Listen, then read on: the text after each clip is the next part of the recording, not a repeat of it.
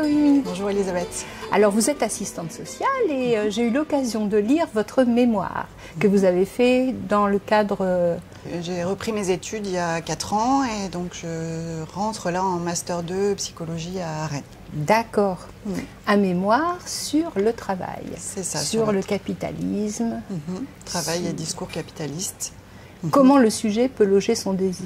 Oui, et sa jouissance au travail. Comment il peut du coup exprimer sa subjectivité, trouver une marge du coup pour s'y loger ou pas. J'étais partie au départ plus de la souffrance au travail et j'ai voulu me décaler de ça et de parler plus du désir du coup et comment la personne peut loger son désir, exprimer sa subjectivité au travail malgré les contraintes.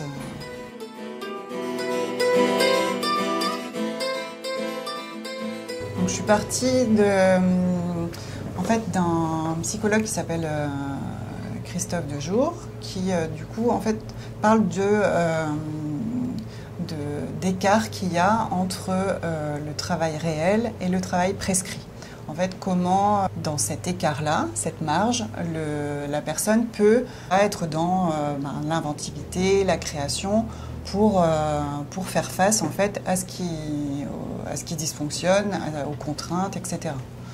Donc si c'est tout bien huilé, s'il n'y a pas de dysfonctionnement, le désir, il peut avoir un petit peu plus de mal à se loger. À s'exprimer, oui, si tout est bouché, si le sujet est... Enfin, c'est ce que dit Lacan, en fait, c'est que le sujet peut être fort clos dans le discours capitaliste, dans le sens où tout est bouché et la personne n'a pas de moyens, en fait, de s'exprimer. Donc il faut qu'il y ait quelque chose qui lui permette ça et avoir une certaine liberté à un moment donné pour pouvoir agir, en fait.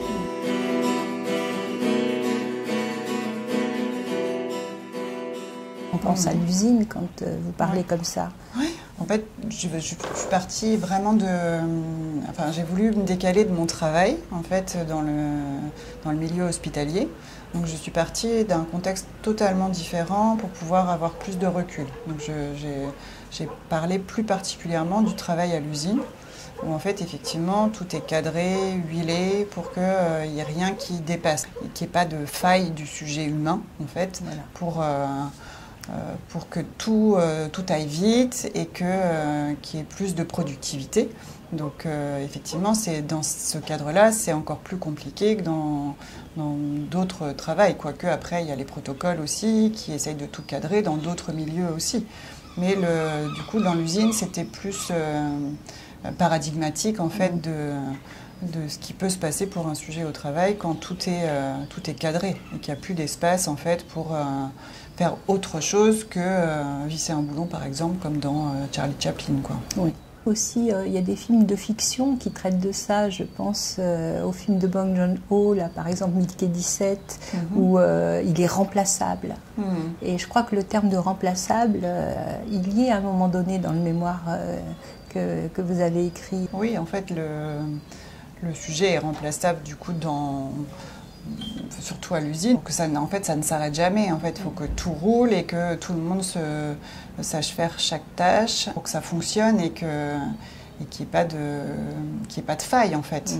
Donc, oui, c'est sûr que c'est problématique parce qu'en fait, il n'y a plus de singularité à ce moment-là. Enfin, on voit bien aussi dans les plateformes téléphoniques quand les personnes, en fait, peuvent porter toutes le même prénom, disent exactement les mêmes phrases. Donc là, il n'y a plus de subjectivité, d'expression du sujet là dans son travail. Donc c'est aussi compliqué aussi de pouvoir avoir un désir à ce moment-là, voilà, dans ces conditions-là. Donc dans ces cas-là, est-ce que du coup le sujet ne va pas trouver un désir ailleurs? Un grand soleil noir sur la vallée, cheminée muette, portail verrouillé, wagons immobiles, tours abandonnées, une flamme orange dans le ciel mouillé. Et à un moment donné, vous parlez de Joseph Pontus qui justement a écrit un livre qui s'appelle, je ne sais plus, Feuillet d'usine. Oui. Et au fond, lui, il parle de son travail à l'usine, qui vraiment est très, très prenant, où ça engage son corps, où... oui, il peut avoir des douleurs physiques. Des douleurs physiques, ouais. Oui. Et ces douleurs-là, le fait de les dépasser, en fait, même si ce travail est très contraignant, très dur, parce qu'il travaille notamment dans un abattoir à un moment donné, ou dans le froid, dans des usines de poissons, il trouve quand même un certain... Alors, je ne sais pas si on peut parler de plaisir, en tout cas, une certaine fierté, retrouver une certaine dignité aussi.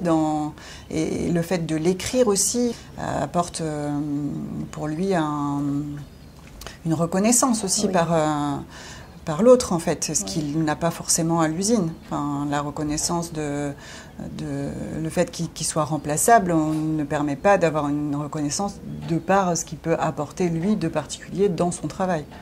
Comment ça lui est venu d'écrire ? Alors, il dit qu'en fait, il a voulu écrire surtout pour se souvenir. En fait, je crois qu'il y a quelqu'un qui a dû lire un peu ce qu'il écrivait, qui lui a proposé du coup de publier. Il passe finalement de l'usine à la grande librairie, grâce à cette écriture. Donc oui, là finalement, il passe du travail à l'usine, d'un écrit pour retracer du coup ses souvenirs, à un témoignage en fait, un témoignage de ce qu'il vit, et il a une fierté là à être reconnu, à se faire un nom là, parce qu'en fait c'est pas son vrai nom, il a repris, oui c'est un pseudonyme, c'est le nom d'un de ses ancêtres qui était un résistant, poète et résistant, et il a pris ce nom-là. En fait, le titre de son livre c'est À la ligne, il n'y a pas de ponctuation. En fait. Donc, et les phrases sont coupées. Il a voulu en fait exprimer de façon un peu métaphorique, imagée, le fait que l'usine lui impose un certain rythme dans son écrit, en fait, dans ses pensées. Donc en fait, il va à la ligne de façon aléatoire au milieu d'une phrase, sans que ce soit forcément à la fin d'une phrase.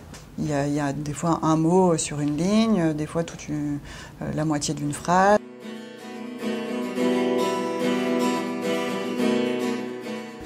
Et puis, son rapport à la psychanalyse. Et son rapport à la psychanalyse, oui. Donc, effectivement, il dit que l'usine est un divan. Oui. Et il dit à un moment donné qu'il a fait une psychanalyse lacanienne. Et qu'à l'usine, finalement, lui, il est debout et il se tait. Et contrairement à l'analyse où on est allongé et on parle, les deux lui ont apporté quelque chose finalement. Et je pense qu'effectivement, son écrit, il dit qu'en fait, il a écrit comme on murmure à l'oreille d'un psychanalyste. Ça passe un peu du coq à l'âne, un peu comme les associations libres. Joseph Pontus parle de ses rêves, de ses cauchemars. Il met en jeu la question de l'inconscient finalement. Oui, c'est en ça aussi on sent aussi qu'il a fait une analyse, parce qu'il parle de ses cauchemars et il dit bien qu'en fait, ce qu'il n'exprime pas au travail, un peu ses angoisses par rapport notamment à l'abattoir en fait, le fait d'être face à la mort des bêtes et tout ça, de la vue du sang, ça se retraduit finalement dans ses cauchemars. En fait, il exprime là en fait ce qui un peu le perturbe au travail. Comme si, en fait, au niveau de ces cauchemars, il y avait un certain réel qui se faisait un peu jour, là, à ce moment-là, qui l'occulte, parce qu'il n'a pas le choix dans les gestes de son quotidien au travail. Donc, finalement, ça se retraduit dans ses cauchemars. Mais en même temps, il va quand même parler du fait qu'il a déplacé tant de carcasses, qu'il a pu gagner un peu de temps avec d'autres en allant assez vite pour pouvoir faire une pause, parce qu'on va lui demander à tel moment de déplacer telle carcasse et il va y trouver finalement une certaine satisfaction à ce moment-là. Et il a fait une analyse, il dit pourquoi il a entamé une analyse. Il sous-entend qu'il a eu quand même des pensées, beaucoup d'angoisse, qu'il avait il a eu peur de devenir fou à un moment donné. Il explique qu'il prenait beaucoup de psychotropes et que là, avec l'usine, finalement, il n'en prend plus. Il y a eu un décalage, son travail l'a apaisé dans ses pensées et ses angoisses. Oui, d'accord. C'est pour ça qu'il dit à un moment donné, comment il dit l'usine il dit ma vie n'aurait jamais été la même sans la psychanalyse et ma vie ne sera plus jamais la même depuis l'usine. Depuis l'usine. Donc finalement les deux lui ont permis de dépasser ces angoisses finalement. Et j'avais fait aussi le lien avec finalement le burn-out où là il n'y a plus d'autre en fait. La personne se coupe en fait de l'autre et peut-être que lui, l'écriture lui a permis aussi de ne pas en arriver là finalement, d'arriver à se décaler en fait de ce qui est très très dur au travail et de pouvoir dire en fait ce qui se passe, s'exprimer. Et donc en ça, c'est un peu ce que permet l'analyse aussi, c'est aussi de ne pas rester fermé avec des choses qui sont très difficiles et de pouvoir les dire à un autre qui va être là pour justement de garder un peu ce désir-là, en fait, ou trouver un moyen de l'exprimer, en fait, dans l'usine ou ailleurs.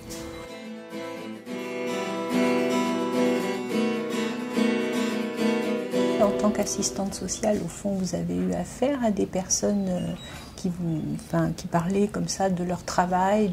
Dans le cadre de mon travail, moi, je vois plutôt les soignants qui sont, eux, contraints par tout ce qui est protocole, cases à cocher, et qui finalement sont plus au chevet du patient, mais devant leur ordinateur, à cocher des cases, à rentrer des statistiques. Et voilà, c'est plus ça aussi qui m'a amené aussi à réfléchir au monde du travail. Et finalement, en passant par l'usine, on peut faire des parallèles aussi entre ce qui est contraint et puis comment les personnes font pour continuer à avoir du désir au travail, soit avec ses collègues, soit trouver des petits écarts entre les protocoles pour continuer à être auprès du patient, même si c'est compliqué.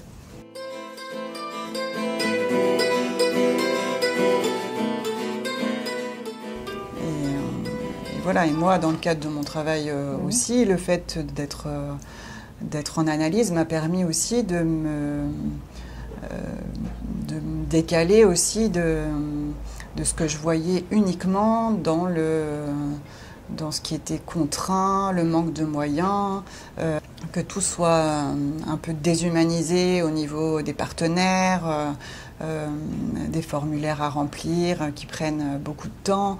Et finalement, je me suis rendu compte que j'avais quand même plus de marge peut-être que d'autres personnes dans mon travail, des marges dans le sens où je dois faire face aussi à des impasses, et ces impasses-là me permettent justement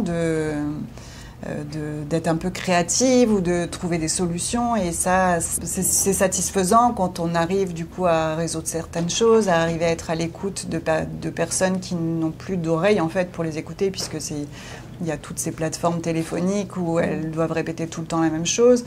Et le fait d'avoir ma ligne directe, par exemple, où les personnes vont être entendues. Voilà, finalement, j'ai trouvé une certaine satisfaction dans mon travail en revenant sur ce qui était compliqué pour moi, qu'il est toujours. Mais finalement, je trouve plus de désir maintenant à aller au travail en me rendant compte de ça, en fait. Ça m'a permis ça, de faire une analyse. Flamme orange dans le ciel mouillé, je voudrais travailler encore, forger l'acier rouge avec mes mains d'or, travailler encore, acier rouge, les mains d'or.